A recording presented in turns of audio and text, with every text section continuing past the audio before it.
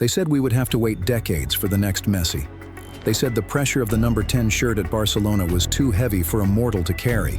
But in 2025, a 17-year-old kid didn't just carry the weight, he crushed it. Welcome to the dawn of the Lamine Yamal era. A time where records don't just get broken, they get rewritten every single week.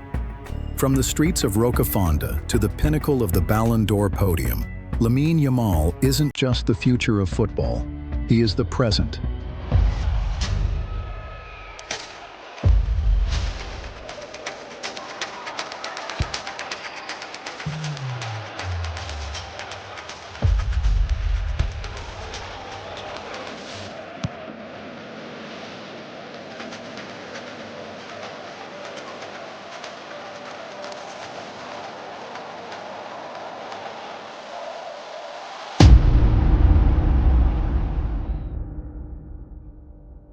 In this video, we aren't just looking at highlights.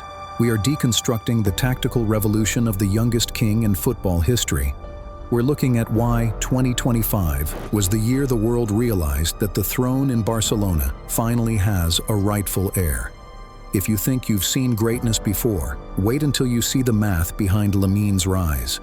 By the age of 18, Lamine Yamal had already done what most legends take a decade to achieve: a European championship, a La Liga title, and a Ballon d'Or nomination before he could even legally drive.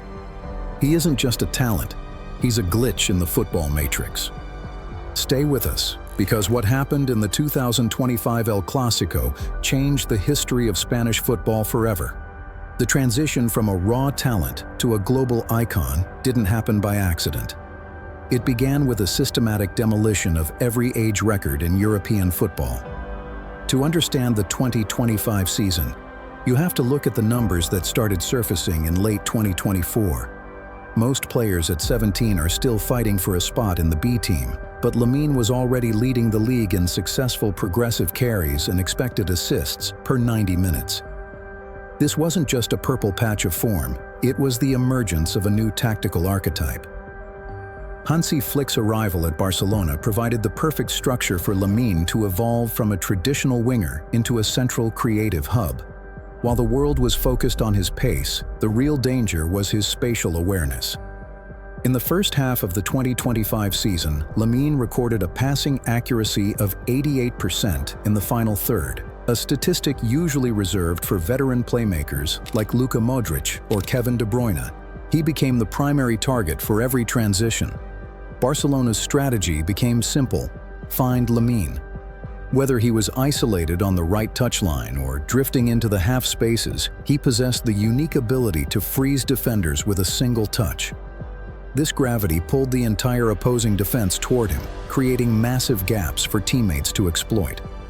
By December 2025, he had already surpassed 15 goals and 20 assists across all competitions, becoming the youngest player in history to reach those figures in a single calendar year.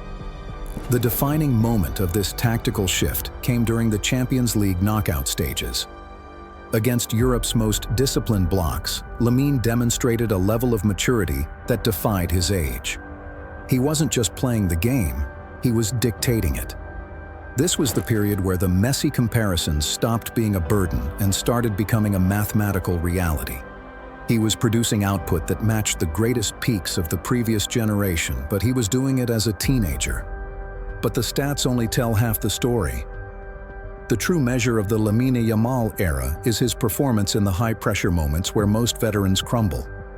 In 2025, the El Clasico at the Santiago Bernabéu became his stage for a performance that silenced 80,000 people.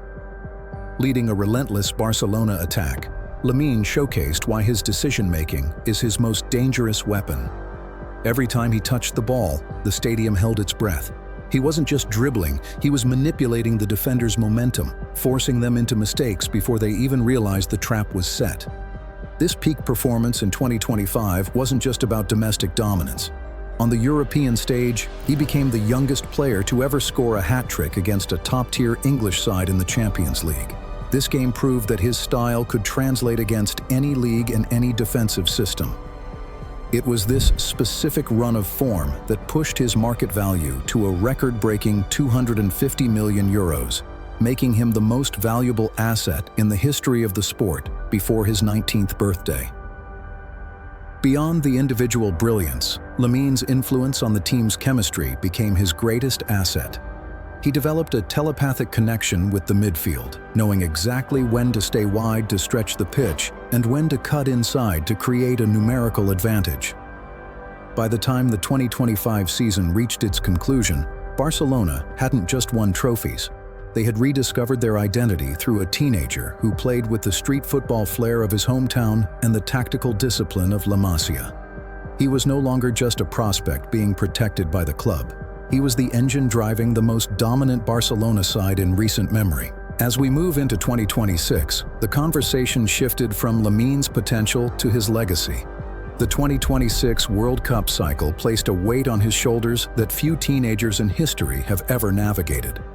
Critics wondered if the physical demands of playing nearly 60 games a year would catch up to him, but his injury record remained remarkably clean through a disciplined approach to recovery and load management.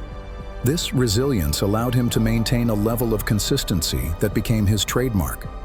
It wasn't just that he was good, it was that he was never bad.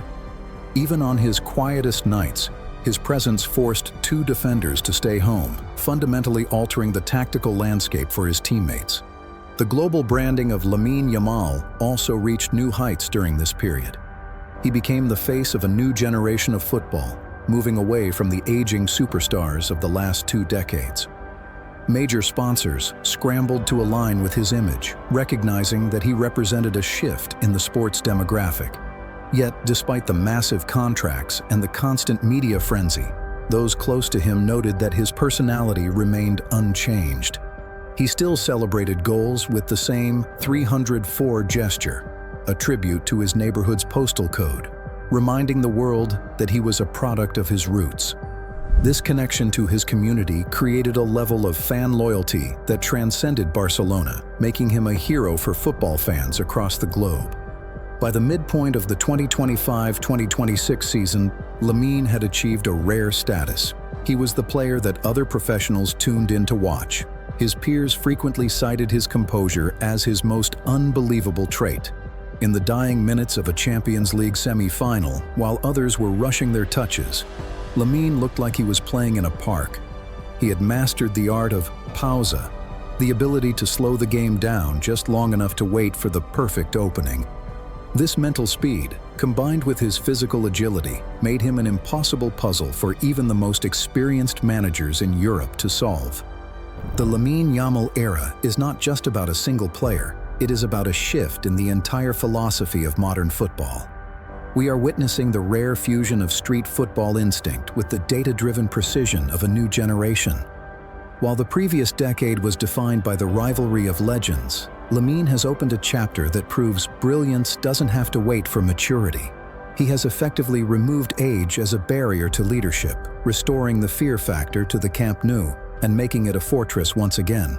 His victory as the Copa Trophy winner at the 2025 Ballon d'Or ceremony wasn't just an award, it was a coronation.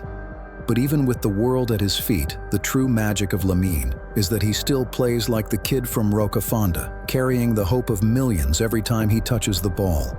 He is no longer chasing history, he is the one setting the pace. This brings us to the end of our journey through the rise of football's newest king. If you want to stay ahead of the game with deep dives into the legends shaping the sport, make sure to subscribe and turn on notifications. We are here to bring you the stories that define the beautiful game. What is your prediction for Lamine Yamal? Is he a future multiple Ballon d'Or winner, or is his peak still yet to come? Let us know in the comments. We read every single one. If you want to see more about the players dominating the road to the 2026 World Cup, click the video on your screen right now. Thanks for watching, and we'll see you in the next one.